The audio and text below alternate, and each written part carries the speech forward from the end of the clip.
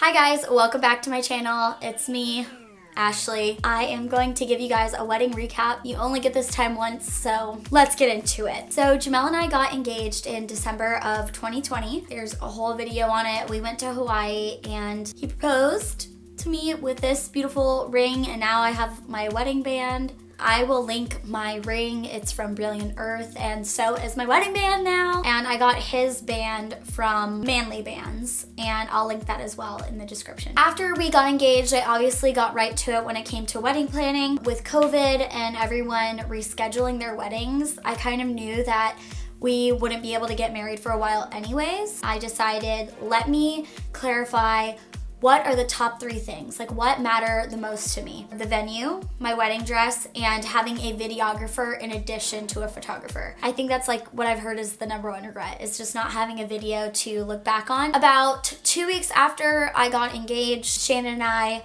we were looking at venues. I think I literally Googled like cheap wedding venues because I really didn't want to break the bank. And I ended up finding Wedgwood Weddings, and one of their venues was called Stonebridge Manor, and it looked so beautiful. I was like, if this is real, if it looks this way in person, and these packages are really what they say they are, like this could be it. So this venue was so great because they had 4 different packages. There was Build Your Own, Classic, Premier, and Elite. I was really drawn to the Premier package. It came with 5 hours of event time, plus we could add an additional hour for an additional fee. Choice of 6 items from our menu: wedding cake, Premier champagne, house wine, open bar with beer, wine, and well spirits. You can get invitations and accessories, DJ and mic service included, fresh floral centerpieces. Photo booth we ended up adding in. Here's a little look at their package thing, but the Premier package looked so ideal to me. I believe it was like $120 per person for all of that. I can't tell you how good this venue was. I think when we initially did the math, it was going to be around 16 grand to have 70 or 80 people and to have a photo booth, open bar, an additional hour, DJ, officiant, day of wedding coordinator. We got everything you could ever need for your wedding aside from photographer, videographer, and my wedding dress. Literally everything else came with the venue. And that was a win. I did not want to stress about my wedding. I still did. And this venue made it possible for me. And I would highly recommend doing all-inclusive if you are getting married and planning a wedding or whatever.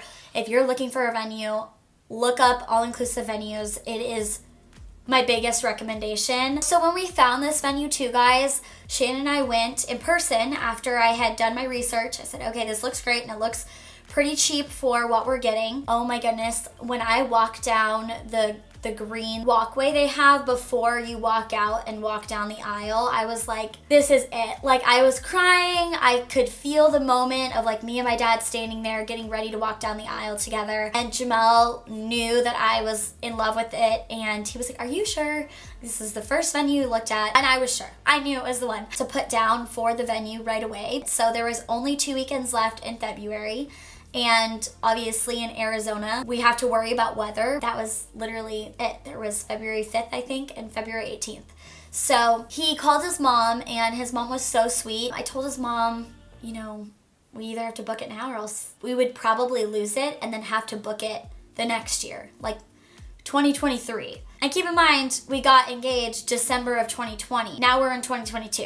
His mom came over that night with a check with 5 grand ready for the deposit and made it possible for us to book our special day. Both of our parents ended up helping and putting in the same amount of money, which left us with only, I'll be super transparent, we paid $19,000 for our venue in total, and our parents paid 10 of that. So between Jamal and I, we had to split $9,000, which is not that bad for what we got with my venue because it is all-inclusive. That doesn't just mean like, okay, it's paid for. It literally means your vendors are already chosen. And I was a little nervous because I thought, well, what if these vendors aren't that great? And every vendor was awesome, honestly. The one complaint I have is that my floral vendor was not very helpful for someone who has no knowledge of flowers. But did she do an amazing job? Yes. And did all the greens look super pretty? yes, so I can't complain. And then the rest of my vendors were insanely good. I have no complaints as far as vendors go. So another great thing, the vendor gave us a binder. It's a binder that has anything and everything you can think of regarding the day of and all of the things leading up to it.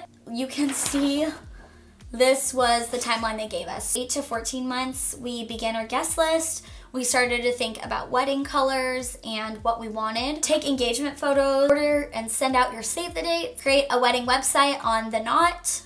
That was awesome. We love The Knot. They didn't take any money for people that were donating to our honeymoon. It was just sent straight to us and automatically. 5 to 8 months before, book your photographer and your officiant. Book any vendors that you're not using through the venue. Contact your baker and your florist. Register for your gifts. Jamal already had the house, and we also both had a ton of furniture, so it was really hard to decide what we could need for the house other than sprucing up the backyard a little bit. We mostly wanted the honeymoon fund, and that's what we got. For sure. 3 to 5 months before, that's when you really just need to like schedule your fitting, coordinate like what everyone is wearing. 3 months before, finalize your guest list, start addressing invitation, envelopes, book your hair and makeup lady. This is something I waited to do till the last second. Purchase your wedding rings and bands. We did that well before 3 months. Purchase all your wedding accessories like a guest book, escort cards, cake knife, and server. I highly regret doing escort cards to get to their tables. I wish I would have just went on Etsy and got like a big poster board that's either printed out with each table and everyone's name on it, or someone like hand makes it, you know, on glass. 2 months before, arrange your rehearsal, all that, your luncheon. 1 month before, have your final wedding dress, fitting attire, etc. So in the week of your wedding, highly recommend not working like 3 or 4 days before you get married. The 3 days before your wedding, you're gonna be worrying about dumb things like, are your toes painted? So you don't need to be writing escort cards like I did. There will be more things that pop up or more questions that need to be answered, and let that be filled in during those 3 days. Make sure that you have your marriage license and all of that into like one bucket. And then I would put, for instance, my sister was here, so that was a really good thing to say like, hey, can you make sure that I don't forget the marriage license, etc., because she was already here to help me. Having a maid of honor is great, and I had 2 luckily. I had a matron and a maid of honor, but had I put Shannon in charge, she was staying elsewhere, and that makes it difficult. So I would definitely keep it at whoever is going to be closest to you for the longest amount of time. Have them help you the most. Okay, that's enough about the TL. Next topic, my dress, and no regrets on my dress. Again, it was in my top 3. I didn't mind breaking the bank to get a beautiful dress. I stole the designer that Shannon used.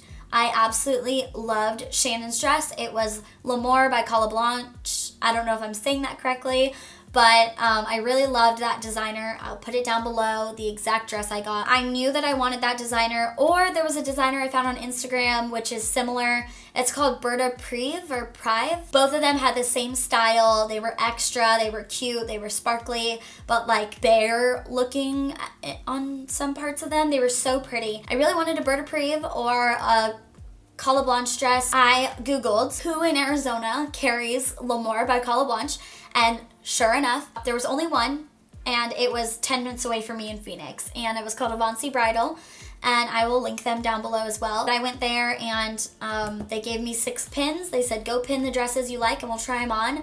I really thought I was gonna get like an A-line, something that wasn't so fitting. My mom ended up pinning like this sort of like fitted dress, and I was like, Mom, I want A-line. She was like, no, like, you're gonna look way better in this. Sure enough, my mom's dress was the winner. It was the 3rd dress I tried on, and it was the one. My dress was everything, and Mama knows best. So I ended up spending $1,900 on that dress to start, and then more for alteration and a veil. Next, my photographer and videographer. Wow, I lucked into Kata and David. I knew them from college. I've always loved Kata's style. She's so insanely good, and David's really great at video. And I wanted to book them, but then I was scared because I thought that their prices were starting at $4,500, and they are for local weddings. So they give discount for being destination wedding,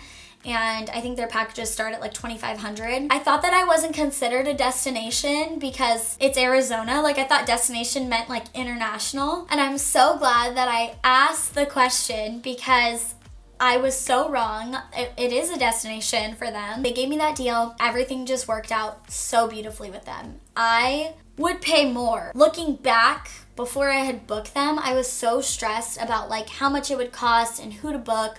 I felt like every friend I had was like a one-man show, and I really wanted like a duo. I would have paid $4,500 for Kata and David. Now that I've had my wedding day and they were there and they did such a great job, like they were so good. I have no complaints. We ended up paying them a little bit more just because they have like their final like invoice after the fact. The one thing that I will note about photography and videography in general, it's good to warn your party, especially if you have a newer one like I did, that this is like a day thing. A lot of Jamal's side didn't realize that like they would need to be there early, and like photos need to happen beforehand so that we can enjoy the bulk of the night. Makeup and hair, what a debacle.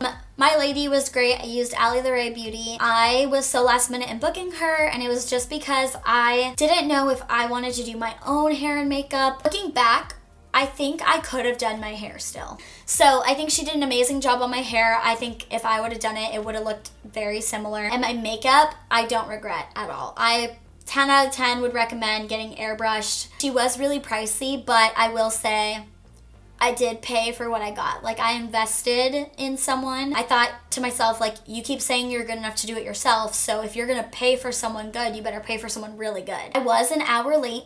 I didn't do a trial run with her. I really should have, but it wasn't her fault. I booked her last minute. I should have been more responsible and like booked someone sooner. I think that could have stressed out somebody else. For me, I wasn't stressed because I was like, y'all can't do nothing without me. I did pay $625 for Ali.